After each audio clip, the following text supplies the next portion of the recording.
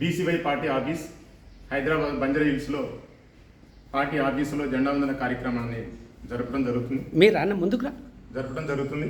మీరు తెలంగాణ రాష్ట్రంలో ఉన్నటువంటి వివిధ జిల్లాల్లో ఉన్నటువంటి ముఖ్య నాయకులందరూ బీసీవై నాయకులందరూ కూడా ఇక్కడ రావడం జరిగింది. ఈ కార్యక్రమాన్ని ఎంతో ఘనంగా ముఖ్య నాయకుల ఆధ్వర్యంలో ఈరోజు జరుపుకోవడం జరిగింది. స్వతంత్రం వచ్చి దాదాపు 79 సంవత్సరాలు అయింది.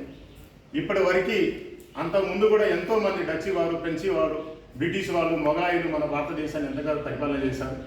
భారతీయులు ఉన్నటువంటి అందరినీ కూడా, భారతదేశంలో ఉన్నటువంటి జనాభాలందరినీ కూడా బానిసలుగా చూశారు. తదుపరి ఎన్నో ఉద్యమాలు జరిగినాయి. దాదాపు ఏంటన్నమాట 1947లో ఆగస్టు 15వ తారీఖున మనకి ఏంటన్నమాట స్వతంత్రం రావడం జరిగింది. అప్పటి నుంచి కూడా మన స్వతంత్ర దేశంగా మన భారతదేశాన్ని మనం ప్రకటించుకోవడం జరిగింది.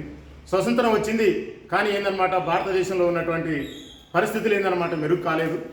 ఎక్కడున్నటువంటి పరిస్థితులు అక్కడనే ఉన్నాయి. మహానుభావులు స్వతంత్రం కోసం ఎంతో మంది అమరులయ్యారు. ఆనాటి అమరవీరులో చెప్పుకోదగినటువంటి మహానుభావులు ఎంతో మంది ఉన్నారు. దాదాపుగా గాంధీ గారు, భగత్ సింగ్, నేతాజీ, సుభాష్ చంద్రబోస్ మహనీయులెందరో ఆశలు పోశారు. శివ చక్రవర్తి లాంటి వాళ్ళు, అదేవిధంగా అల్లూరి సీతారామరాజు లాంటి వాళ్ళు, ఝాన్సీ లక్ష్మీబాయి, రాణి రుద్రమదేవి, భగత్ సింగ్ లాంటి